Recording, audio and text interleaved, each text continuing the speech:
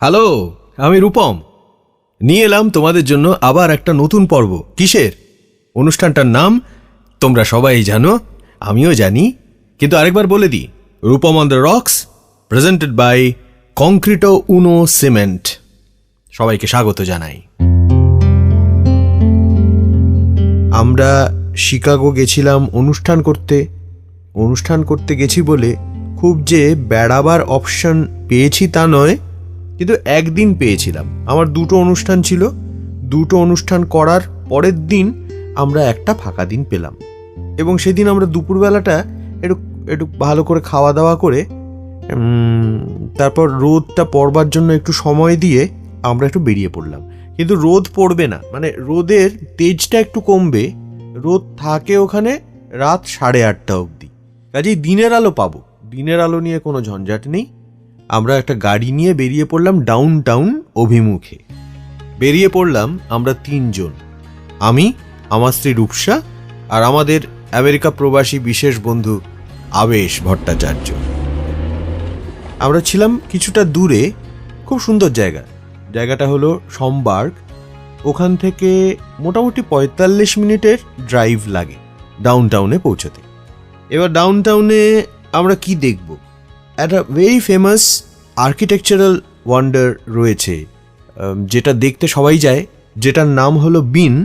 সেটা দারুণ চ্যাপ্টা মতো একটা ডিজাইন, খুব রিফ্লেকটিভ, মানে চারিদিকে শহরের প্রতিচ্ছবিটা সেই বস্তুটার গায়ে গিয়ে পড়ে, আর সবাই সেখানে দাঁড়িয়ে নিজের একটা ছবি তুলে চলে আসে।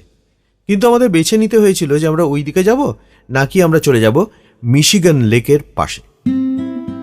তা আমরা দ্বিতীয় অপশানেই গেলাম এবং আমরা পৌঁছে গেলাম নেভি পিয়ার। নেভি পিয়ার একটা মেলার মতো ব্যাপার, সেখানে নানা রকম জিনিসপত্র আছে। গিয়ে দেখলাম একটা উঁচু নাগরদোলা, যেটা অনেকটা লন্ডন আই এর মতো ব্যাপার। নাগরদোলায় যেরকম একটা বৃত্তাকারে কতগুলো চেয়ার ওঠানামা করে, এখানে চেয়ার না, এখানে ছোট ছোট ঘর রয়েছে, ঠিক যেরকম রোপওয়েতে যেরকম ঘর থাকে সেরকম ঘর, এবং এটা উপরে নিচে পাক খায়। টিকিট কেটে সেটাতে চড়া হলো, উপর নিচে 3 পাক ঘুরপাক খাওয়া হলো। ওটা চলতে চলতে মাঝে মাঝে আবার থেমে যায়, তখন শিকাগোর অসামান্য স্কাইলাইনকে একেবারে চোখের সামনে পাওয়া যায়। সে এক দারুণ দৃশ্য। কিন্তু ওখান থেকে আমার নজর পড়ল নিচে একটা বিরাট মণ্ডপ রয়েছে, যে মণ্ডপটার নাম হলো ইলুমিনেরিয়াম। ঠিক করলাম ওখানে ঢুকতে হবে। ঢুকে দেখা গেল জায়গাটা বিরাট একটা ইন্ডোর স্টেডিয়ামের মতো। একটা অনেক বড় একটা কংক্রিটের চাতাল রয়েছে, চারিদিক ঘিরে রয়েছে প্রায় 3-4 তলা উঁচু দেওয়াল, উপরটাও ঢাকা। ওই দেওয়ালগুলো আসলে দেওয়াল নয়, ওগুলো সিনেমার পর্দা, আর সেই পর্দায় দেখা যাচ্ছে আফ্রিকার সমস্ত জন্তু জানোয়ার একদম তাদের বসবাস ভূমিতে। অর্থাৎ কি কি দেখলাম?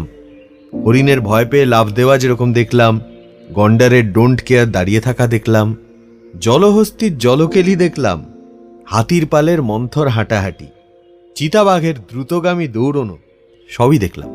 শুধু দেখা না, শোনাও, বিরাট গম গম করে সাউন্ড, এবং মাঝে মাঝে আবার বৃষ্টির দৃশ্য আসছে, বাজ পড়ছে, মনে হচ্ছে সেই বাজটা পড়ছে আমাদেরই উপর। যা যা দেখতে পেয়েছি সবকিছুই বলা হয়ে গেছে। ছালের সঙ্গে রিলেশনটা যেখানে, সেটুকুই বলা বাকি আছে, এবং সেটাই হয়েছিল একদম প্রথমে। ঢুকেই দেখলাম যে একপাল সিংহ, ফুল ফ্যামিলি, সবাই মিলে বিরাট বড় বড় ঘাসের মধ্যে আরাম করে ছড়িয়ে ছিটিয়ে বসে আছে। মানে খাওয়া দাওয়ার পালাটা সদ্য শেষ হয়েছে, এবং তখন দেখি পরিবারের কর্তা যিনি, তিনি একটা আয়েশ করে বিরাট একটা হাই তুললেন। হাই যেই তুললেন, জিভটা দেখতে পেলাম, আর তক্ষুনি পর্দায় লেখা এলো যে এই জিভের মাহাত্ম্য এমন, পুরো জিভটা জুড়েই রয়েছে প্রচুর কাঁটা। এই জিভ দিয়ে কাউকে যদি হয় চাটা, তবে বেজে যাবে ছালের 12টা। তার মানে ওই একবার জিভাস্ত্র দিয়ে পশুরাজ যদি একজন মানুষকে চেটে দেন, মানে আদর করেই চেটে দেন, ওই এক চাটনিতেই ছালের পালা সাঙ্গ হবে।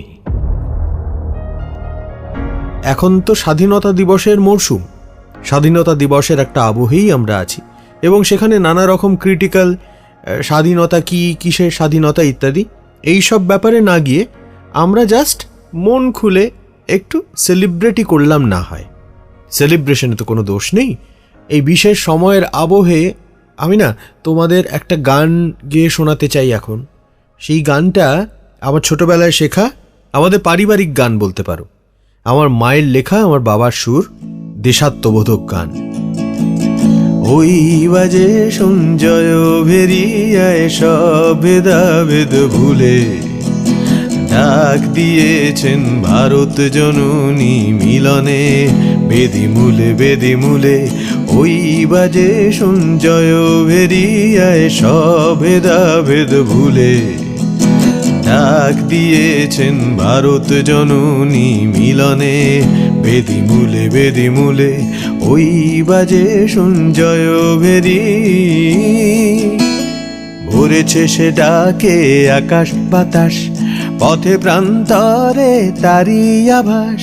ভরেছে সে ডাকে আকাশ বাতাস, পথে প্রান্তরে তারি আভাস।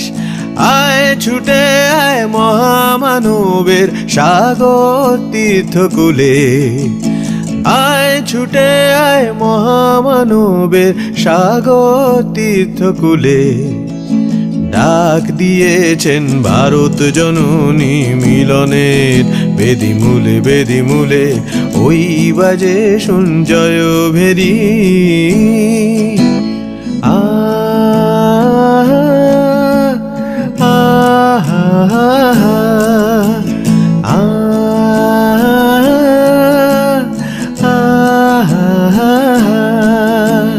লা লা লা লা লা লা লা লা লা লা লা লা লা লা লা লা। হাতে হাতে আজ বাঁধা হোক রাখি,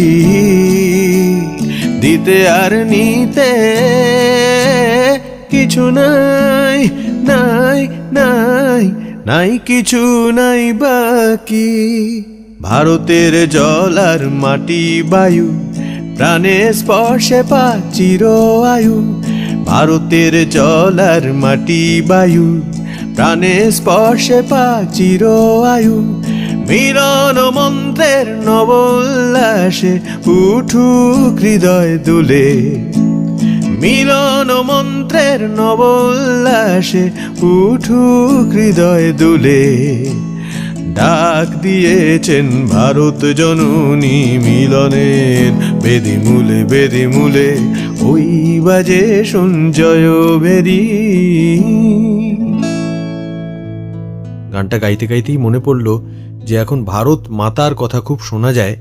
এই গানও ভারত জননীর কথা বলছে। এই ভারত জননী কার জননী? সে আমার জননী, সে তোমার জননী, সে সবার জননী। এটা কিন্তু একটা চূড়ান্ত ইনক্লুসিভনেস। সবাইকে ইনক্লুড করার কথা যখন আসে, তখনই জননীর জননীত্ব সার্থক হয়। একজন মা যখন সবার মা হয়ে ওঠে, তখনই সে হয়ে ওঠে দেশের মা। অর্থাৎ নানা ভাষা, নানা মত, নানা পরিধান, বিবিধের মাঝে দেখো মিলন মহান। গত সপ্তাহ, তার আগের সপ্তাহ, এই দুটো সপ্তাহেই দুটো শব্দ পাশাপাশি এসেছিল। একটা হলো চিঠি, একটা হলো লড়াই। চিঠির লড়াইটা কি ব্যাপার? এখন গানের লড়াই যদি একটা গানের জবাব অন্য গান দিয়ে দেওয়া হয়, তাহলে খুব স্বাভাবিকভাবেই চিঠির লড়াইয়ে এক চিঠির জবাব হয়ে আসে অন্য চিঠি। গত সপ্তাহের ROTR উনো লেটার অফ দ্য উইক ছিল বালুরঘাট থেকে পাঠানো অর্ঘ্য সরকারের চিঠি। অর্ঘ্য কিছু প্রশ্ন আমাকে করেছিল। এতক্ষণে বোধহয় ব্যাপারটা ক্লিয়ার হচ্ছে যে অর্ঘ্য সরকারের প্রশ্নের উত্তরে আমি একটা চিঠিই পড়ব। যে চিঠিটা পড়ব সেটা হলো এই সপ্তাহের নির্বাচিত সেরা চিঠি। কিন্তু সেই চিঠিটা পড়বার আগে অর্ঘ্যের চিঠির উত্তরে আমার মাথায় যা যা এসেছে সেগুলো ছোট করে বলা যাক। অর্ঘ্যের চিঠিটা আমার অনেক পুরনো স্মৃতিকে গত সপ্তাহে উস্কে দিয়েছিল, আবার দিয়েছিল বলাটাও ভুল। মানে খানিকটা দিচ্ছিল, আবার খানিকটা দিচ্ছিলও না। মানে আমি ভাবতে চেষ্টা করছিলাম যে সত্যিই তো পুরনো ROTR, নতুন ROTR দুটো যেন ভিন্ন যুগ, কিন্তু আমারও তো মনে পড়ছে না। খুব ইতস্তত বিক্ষিপ্ত কিছু কিছু জিনিস মনে পড়ছে, যেমন এটা মনে পড়ছে যে এখন যিনি আমার স্ত্রী রূপসা, তাকে মাঝে মাঝে বলতাম যে কি বলবো বুঝতে পারছি না, তুমি কিছু একটু ভাবো, একটু চিন্তা করো, একটু আমাকে হেল্প করো, কি বিষয় নিয়ে কথা বলা যায়। তখনও আমাদের বিয়ে হয়নি এবং আরটিআর চলতে চলতেই আমাদের বিয়ে হয়। মানে সেই পর্বের আরটিআর শুরু হয়েছিল মার্চ নাগাদ মনে হচ্ছে আমার, আমরা বিয়ে করেছিলাম অক্টোবরে। তো এই সময়কালে ও আমাকে ইমেল পাঠাতো নানা রকম আইডিয়াজ লিখে, যেগুলো নিয়ে আমি ভাবতাম, অনেক সময় প্রয়োগও করতাম আমার অনুষ্ঠানে। এইটা তো তখনকার ব্যাপার, এইটা তো এখন হবে না। এখন দুজনের জীবন একই সঙ্গে কাটছে, কাজেই আলাদা করে আইডিয়া পাঠাতে হচ্ছে না ওকে। এইটা একটা ডিফারেন্স। আরেকটা যেটা মনে পড়ছে সেটা হচ্ছে শ্রোতাদের সঙ্গে, মানে কোনো কোনো শ্রোতার সঙ্গে আমার ঝগড়া হতো, সেটা এবারে এখনো হয়নি, বাকি আছে। আমার মনে আছে যে একবার একটা সমালোচনা এলো, আমি হৃদয়ে উচ্চারণ করতে পারি না। তো আমি লাইভ আরটিআর অনুষ্ঠানেই হৃদয়ে উচ্চারণ করবার অনেক চেষ্টা করেছিলাম, কিন্তু দেখলাম পারছি না। তখন আমি বললাম যে এই সাধারণ মানুষ যেভাবে উচ্চারণ করে, খুব বড় বাচিক শিল্পী তো আমি না, আমি সেই ক্যাটাগরিতে যাচ্ছিই না। আমি যে গান গাই সেটা সাধারণ মানুষের উচ্চারণে গান গেয়েই আমি প্রীত, এরম যুক্তি দিয়েছিলাম। এটা আমার মনে থেকে গেছে। আর পরবর্তীকালে রক মিউজিক নিয়ে আরও পড়াশুনো করতে গিয়ে আমি দেখলাম রক মিউজিকের শাস্ত্রও বলছে যে পরিশীলন ঠিক রক মিউজিশিয়ানের ধর্ম নয়, বরং খানিকটা অপরিশীলিত হওয়াই অনেক বেশি সখ্যতা তৈরি করে সাধারণ মানুষের জীবন প্রবাহের সঙ্গে। মানে মাটির সঙ্গে যোগসূত্রটা রাখতে হবে। একজন লোকশিল্পী যেরকম পল্লী সমাজের ভাষা এবং উচ্চারণে কথা বলেন, আমি একজন রক গায়ক হিসেবে ঠিক সেই ভাষায় কথা বলবো, সেরকম উচ্চারণ করব, যা আমার প্রজন্মে প্রচলিত। আমরা সবাই ঠিক যেমন উচ্চারণে কথা বলি, গানের উচ্চারণও তার ব্যতিক্রম হবে না। সেই দিক থেকে দেখতে গেলে খুব ভুল কিছু বলিনি, বলো? একবার কে যেন অতি বিজ্ঞ, অতি পাকা একজন কী সব উল্টোপাল্টা লিখে চিঠি দিয়েছিল, আমি সেই চিঠি পড়েছিলাম, আর তারপর তাকে উত্তর দিয়েছিলাম সত্যজিৎ রায়ের রতনবাবু আর সেই লোকটা, এই গল্প উদ্ধৃত করে।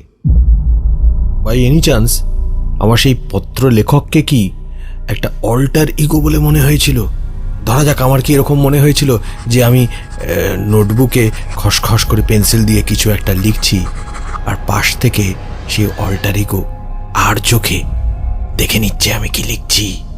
হয়তো সেই জন্যই আমি তাকে একটা নিঃসঙ্গ রেল ব্রিজে শেষ সন্ধ্যায় ডেকে পাঠিয়েছিলাম কবি সুমনের তোমার সঙ্গে একা এই গানের আবহকে সঙ্গে রেখে। না অর্ঘ, আমার মতলবটা খুব একটা সুবিধার ছিল বলে তো মনে হচ্ছে না।